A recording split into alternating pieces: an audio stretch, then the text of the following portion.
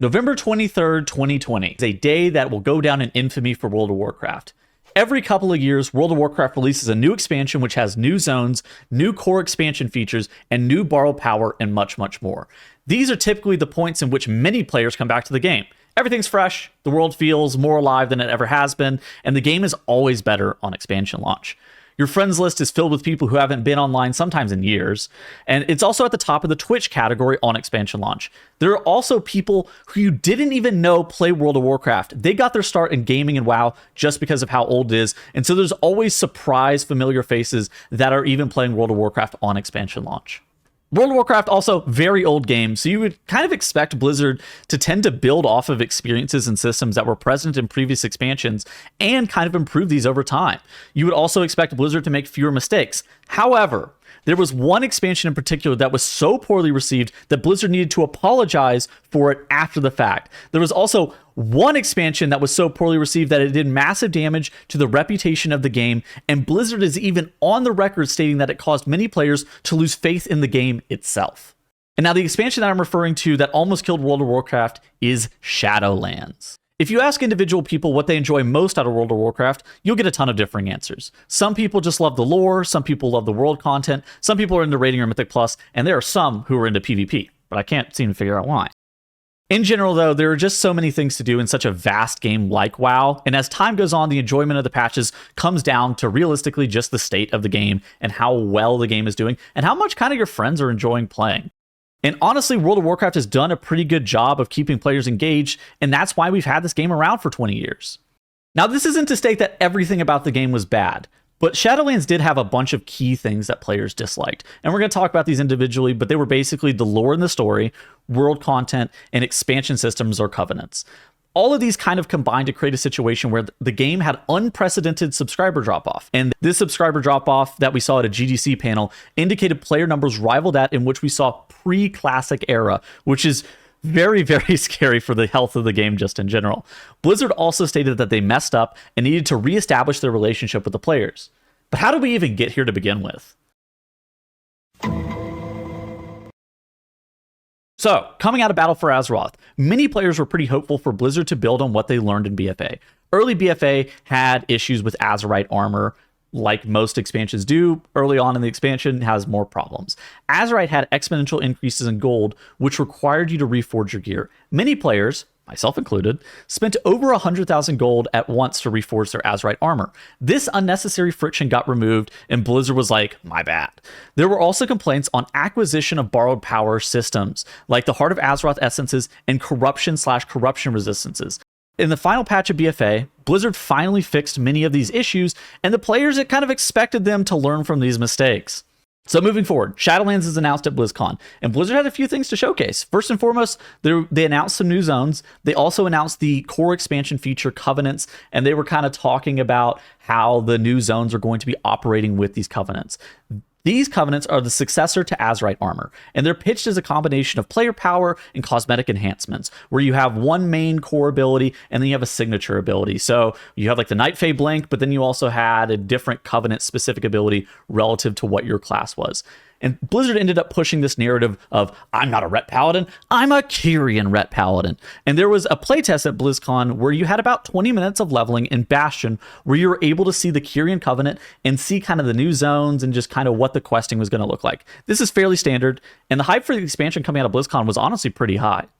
So, the beta cycle begins. Things are a mess. The game is actually nowhere close to being done compared to where they normally are for the beginning of a beta. There was only one dungeon available during Necrotic Wake, and there was a little bit more leveling than was available at BlizzCon, which is concerning. But most concerning, there were no covenants other than Kyrian available for all the classes. This is an immediate red flag for many of the players, because you tend to have about 4 to 8 of the dungeons available immediately. You also tend to have most of the zones ready, or like being available for testing over the next like couple of weeks.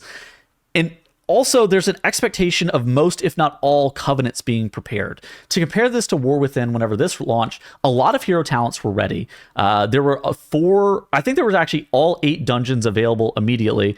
And then the zones came out over a 1-month period. Comparing this to Shadowlands, this was criminally underfinished and was very, very scary as to what this released on initial beta launch.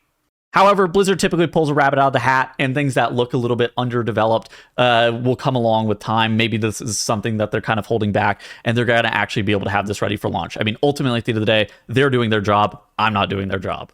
Moving forward, we get to the interview season where Blizzard really starts like advertising their game. They'll do some PR stuff. They'll end up running ads for Shadowlands as well. And they typically send out interviews to some of the most popular creators and news outlets. There was one interview with Preach that really stood out to me just as a player. Preach and Ian Hazzikostas had a back and forth. Blizzard, prior to this interview, was getting immense pushback with the creation of covenants. Many players believe that player power should not be attached to covenants, yet Blizzard was really not going to budge with this. They wanted the covenant abilities to be specifically attached to the covenants, and in addition to that, they didn't want you actually swapping covenants at will. They wanted you to actually be attached to this covenants. One of the coolest parts of WoW is how you, the player, interact with your character, and typically you get unrestricted access to kind of cook up strats with your talents, how you're playing the game, and gearing like of your character, like what trinkets you're wearing and whatnot. You're almost given exclusive control in making decisions with your character that you can change with little to no consequences. And so covenants and locking the covenants from being able to be swapped actually was a bit of a surprise from how Blizzard had given you your character in the past. And now let's listen in to what Ian had to say about this with this interview with Preach. In WoW, if you, I this if I had a whiteboard or something to illustrate on, but if you imagine a spectrum of permanence and scope of a decision you make. And at one end of that spectrum is the first decision you make when you start playing World of Warcraft. What's your class? That is completely permanent. Obviously, you can make separate characters, but there is no way to change that. That affects a vast array of your capabilities and strengths. And that is like the foundation of identity in WoW. Race alongside that, though that's more malleable, has lower impact. On the far other end of the spectrum, I mean, there's also micro choices, like literally what button are you going to press next while you're in the middle of a combat. But there are the choices that you make that are more a loadout. They're not part of your identity. They are what are the tools that you're taking into this boss encounter, into this arena match, into this Mythic Plus. Pick your talents, equip your trinkets, what consumables are you using, all of that. Those are decisions that you are making tailored to a specific situation, but they're not part of your identity. If you take Windrush Totem as a shaman, you're not a Windrush Totem shaman. That's not like who you are in WoW. That's just something you're using for a situation. And covenants from the outset were imagined as something that were closer to the identity end of the spectrum. And that, like from the earliest conception, it was, this is a weighty choice that you're going to make. And to be weighty, the choice has to have some degree of consequence. So meaningful choice was actually a huge buzzword for Blizzard during this interview cycle. They kept reiterating they wanted you to have a more permanent decision and a meaningful choice with your character. They wanted the players to feel like their decisions was more permanent than they had in the past, yet the players felt very strongly that this is not what they wanted. Ian Hazzikostas later stated in future interviews that if Blizzard needed to, they would pull the ripcord and allow free movement of covenants. This kind of became a long-running meme in the community where people were begging Blizzard basically to pull the ripcord. Asmongold even polled his community, and around 50% of responders were going to be selecting a covenant based on player power and not class aesthetic. This is a bit of a red flag on Blizzard's end because they actually don't want you realistically only selecting based on player power. They want you actually selecting it based on the aesthetic that you more heavily resonate with.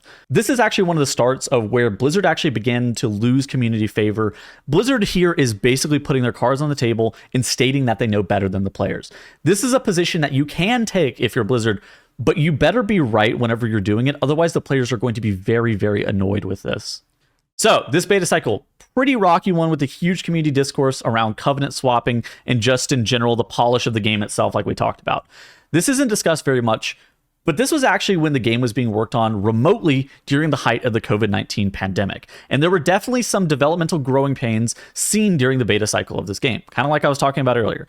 Just, things weren't really ready whenever we saw it during the beta compared to what we normally see. Then Blizzard was actually forced to do something unprecedented. They delayed the expansion launch from October to late November. This is actually a potentially huge financial hit, as you're required to offer refunds to those who pre-ordered the game. This was also praised by the active player base, the people who play on like a day-to-day, because they could see the writing on the wall for how not ready the game was. There was also tons of bugs on the beta, and things just kind of felt unfinished. This additional month wouldn't solve the issue of covenants, where Blizzard, they were basically making a stance on this, as this is something that they are actively deciding on, but this should at least have the World of Warcraft game have levels of polish that players kind of learn to expect with the game itself. Having needed to delay the expansion and put their foot down on covenants, Blizzard was really dipping into the goodwill bank that they had built up over the last 20 years. However, the thing is that players will be fine if they're dipping into the goodwill bank, assuming that the expansion delivers. And boy, did it deliver. November 23rd of 2020, Shadowlands came out. The expansion had a COVID bump and received the highest sub count in the modern era. Everyone was hyped to grind World of Warcraft while they were stuck inside. However, the newness faded rather quickly as the first issues started to present themselves. The most discussed issues early on were the expansion-related Torghast and the Maw. These were like open world content style things that Blizzard deals with. Blizzard tends to do a pretty good job with world content and secondary content, but Shadowlands was an exception. The Maw is one of the worst enjoyed zones of all time, with marquee features of the Eye of the Jailer and not being able to mount. Players were just not fans. In addition to this, Blizzard put player power inside of the Maw, which is not typical of world zones. So gating behind the Stygian reputation, there were purchasable sockets. This is the first time that you were able to actually buy sockets, which was cool. However, they require you to optimize your Eye of the Jailer gain and required you to finish the dailies every single day. And this ended up taking about a month for dailies that were pretty unfun to do. So not only were there power gained behind Maw dailies, but there was also power gained behind Torghast. And Torghast was initially presented as a roguelike style game in which you battle the Terragru's minions to scale a 100-level tower. There was no player power attached either, so it was purely cosmetic. In the initial beta inception of this, it was actually pretty well received, but it was eventually changed. Instead of being this 100-level roguelike tower that you have different powers and different buffs every single time, it got turned into a 12-level grind, which was required to actually gain resources for crafting legendaries, so they added player power to it. These legendaries were 200 to 500,000 gold for the casings. Many players got very upset about the gold cost of these legendary casings and equated this to pay to win. Anecdotally, I know a bunch of people who purchased WoW tokens at this time in order to craft their legendaries. Legendaries are supposed to be a fun part of the game, and feeling gated behind gold was incredibly controversial. In addition to that, the 12 levels of Torghast were pretty tough. I had a friend who was like a title level player playing Priest at the time, and they needed to duo with other people to complete it. Meanwhile, Resto Shamans had it very easy, as Acid Rain was one of the most overpowered Torghast abilities ever, so you would basically zone in and out of Torghast over and over again until you got the correct buff to make sure that you were able to even do Torghast. While it was also forced content, most people would just say that was frankly unfun to do. And here's the borrowed power. Covenants, Conduits, and Soulbinds released as some of the most controversial points of this expansion. Similar to players' complaints on the beta, the inability to swap Covenants was pretty poorly received. There was also heavy social pressure to be one Covenant for power and one Covenant for fantasy. I think Shadowlands Holy Pally is a great example. Many people wanted to be Kyrian for Divine Toll, but basically every single raid leader you'd ever interact with wanted you to be Venthyr for Ashen Hollow, one of the most overpowered abilities in the history of the game. Also, I accidentally recommended the wrong Covenant off of sim data and beta gameplay because the Night Fae Covenant for Druid got buffed 24 hours prior to the expansion coming out. Nobody knew that Night Fae was better, so many people went the wrong Covenant. This ends up getting brought up still to this day as people ask me or tell me that their guild Moonkin went Kyrian, and basically the grind to re-level your Covenant was pretty annoying. And so, yeah, to this day, basically, this still gets brought up because of Blizzard's decision to create friction with the system, and one that I'm still annoyed about. There were also certain soulbinds that were typically better than others, but honestly, they just weren't that cool of a system. They weren't anything to write home about, and if honestly soulbinds were the worst part of this system, nobody would really complain. Conduits and Conduit Energy is honestly a funny one, though. So conduits were specific nodes that you'd select in your soulbind tree. Think of them similar to the old glyph system. And instead of them being spec specific, though, they were covenant specific, meaning that if you were playing Naya, for example, and Naya for a different specialization on your class, say you're playing Moonkin and Restoration Druid, you'd have to commit some conduit energy to swapping the conduits around to have some that are more favored for healing and some that are more favored for dealing damage and more tailored to restoration whenever you wanted to swap. More often than not, this didn't matter. But similar to Azerite armor, whenever I was talking about it before, the conduit energy capped at 10, and you received 1 refund per day. I know people who were progging Mythic Raid bosses with incorrect spec conduits because of this getting capped. A lot of people end up playing alt specializations for Mythic Plus, and so you end up having to have this weird decision as to when are you going to actually play the correct or wrong conduits. This eventually ends up getting removed due to the unnecessary friction, but for the first patch, it was really frustrating to deal with, especially since we saw this back in Battle for Azeroth. All 3 of these things, with the Blizzard Covenant system, led up to people building a lot of resentment towards the systems that Blizzard had asked for a lot of trust in creating. It took a lot of goodwill away from the community and just ended up making the community feel like Blizzard wasn't listening. And this was a common sentiment that was presented over and over again, is that Blizzard just was not listening to the players.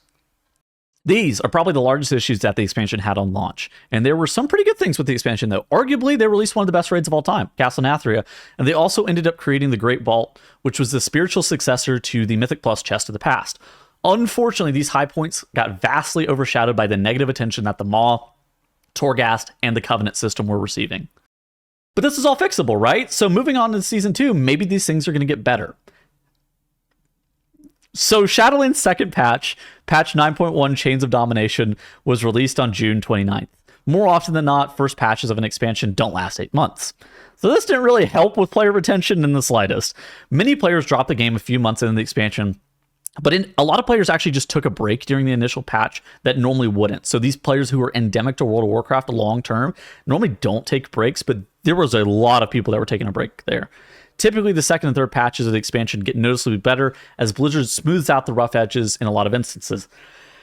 However, this was not the case with the new content, with a new zone called as Korthia, the Sanctum of Domination raid, a new Mythic Plus seasonal affix, and new Covenant-specific legendary patterns, and a tier set-like system called Shards of Domination being created. But the player base was really ready for a new patch here. So Korthia is probably regarded as one of the worst zones of all time. A lot of people are going to cite the Maw, but Korthia is up there as well. And it was basically the Maw 2.0. There were insane amounts of dailies in order to grind that you had to do to be able to gain player power. And this player power was conduit item level upgrades and sockets again. Basically, the increase in conduit item level was purely gated behind doing content in Korthia and upping your rep with the faction itself. It ended up taking approximately 4 weeks of dailies in order to be able to gain enough reputation to max out the player power required on this island. Not only was it a daily grind for player power that the community hated, but the content itself just, again, was not that great. Sanctum of Domination. This tier, unlike Castle Nathria, which is regarded as one of the best raid tiers of all time, had pretty mixed reviews. Personally, not a huge fan of this raid, but it comes down to kind of personal preference. Painsmith is honestly one of the coolest encounters of all time, but the rest of the raid have this weird tuning issue where it was noticeably easier than Painsmith. On top of that, the instance itself was burdened with a ton of instance lag due to Sylvanas' entity counter. This created a lot of 2 to 5 second rubber banding that we had seen a little bit in Castle Nathria on Sire Denathrius, but this made the entire raid some weeks unplayable. While this tier wasn't better than Castle Nathria, if this was, again, the worst part of the patch, nobody would have really said anything or nobody would have really had complaints. Raid tiers kind of come and go in terms of how sick or not sick they are, and Sanctum of Domination just kind of ended up falling after one of the coolest raid tiers of all time, and so it, of course, couldn't live up to that. The biggest issue, though, is that Sanctum of Domination had a new borrowed power system called Shards of Domination. And basically what these Shards of Domination did were there were specific slots of items from Raid where there were empowered sockets. And there were 5 slots per armor type with 9 total gems that you'd put in these sockets. You'd acquire these gems from killing bosses, but it was RNG as to whether or not you get a gem. There were also people with full sets of gems after 2 weeks where other people would only have 3 total gems. And some people on average, I would say it probably took about 5 to 6 weeks in total to get your full set, like all 9 gems. But in addition to that, if you equipped 3 gems of the same type, then you'd have a large buff to that gem type. Unholy was by far and away the best, probably about 50% better than both Blood and Frost gem types, and it ended up giving you somewhere around about a 10% damage gain over other people who didn't have the set. This made early prog of this raid pretty obnoxious, as you had the RNG of personal loot to acquire the pieces of gear to be able to even put the gems in, the gem acquisition process, which was purely RNG, and then the RNG of needing the correct type of gem because Unholy was so much better than Blood and Frost. The acquisition process sucked. There was also tons of people who accidentally deleted their gems, leading to these very funny screenshots that you can see on screen here, where Blizzard was telling you that it should just work, and players were like, dude, I accidentally deleted my gem. These were basically supposed to be tier set-esque, but these effects were things like damaging a target increases the damage that you deal to your target by 0.25% for 4 seconds. Stacking up to 3 times. This is the type of effect we're talking about. This system was cursed, and players absolutely despised it, and it still gets clowned on to this day. Let's take a second to talk about like the lore of the game. There was also this 1-2 punch from BFA to Shadowlands back to back, where BFA as a premise was already rough, where there was this massive faction war when it made the least sense, and coming directly after everyone teamed up to defeat the Legion in a neutral faction agnostic order halls. This is where they turned Sylvanas from an edgy anti-hero type who has still done some pretty evil acts, who still kind of serves the Horde, into a mustache-twirling villain. They character assassinate a ton of other Horde characters so they can run with this story. Plus, there's also a number of horribly story details I won't get into, but the overall universe of WoW is mostly still fine, and there's a chance that maybe we can get a little bit of payoff story-wise for the Sylvanas stuff that they've been shoveling at us for the past 2 years. So now, Shadowlands comes in, drops a fucking nuke, like absolute nuke. So much of the overall macro of the WoW universe gets damaged, the cosmology of all the previous in-game religions, the Dreadlords, Elune, that kind of thing. The Jailer is probably the worst villain I've ever seen, and his most memorable trait is his nipples, man. His nipples and his bald head. He has such little screen time, but is also responsible for, or he's at least very involved in pretty much every single event that's happened in 30 years of Warcraft history. The Dreadlords were just the servants of the Jailer, so now Sargeras looks like an idiotic pawn instead of the actual final boss antagonist of the game that he always has been. Arthas' entire storyline is now tainted because Jailer made Frostmourne, and the Dreadlords influenced him into taking it. And now Kel'Thuzad is his most loyal ally and friend. He admits in raid dialogue that he was actually just serving the Jailer all along. If you like Sylvanas and everything that she's done since the end of ICC, it was actually just serving the Jailer too. The list goes on for literally everything, and when the final patch came out, they said, this is the end of the saga that we've been building since Warcraft 3. So this dropped the ball really hard with depicting something as massive in scope and as unknowable as the afterlife. It pretty much ruins every single in-game religion that once again go back 20 plus years with the lore. With Shadowlands lore, after you die, basically your options are to either get tortured for thousands of years, wage an endless war on a rotting corpse as little as Bone Gremlin, or have your memories erased to make you an emotionless soul taxi driver. Or potentially, you could actually get turned into a seed and hope you don't get eaten by devourers. Oh yeah, that's right. You could just die again in the afterlife permanently. How cool. They try to skirt around this by saying, oh, there's actually infinite afterlives, but these are just the main 4 with the covenants that we saw but we actually never saw any of the other afterlives, and so it makes quests tragically funny. In Dragonflight, some of the priestesses of Inara were gushing about how after the centaur die, they'll join her as wind spirits.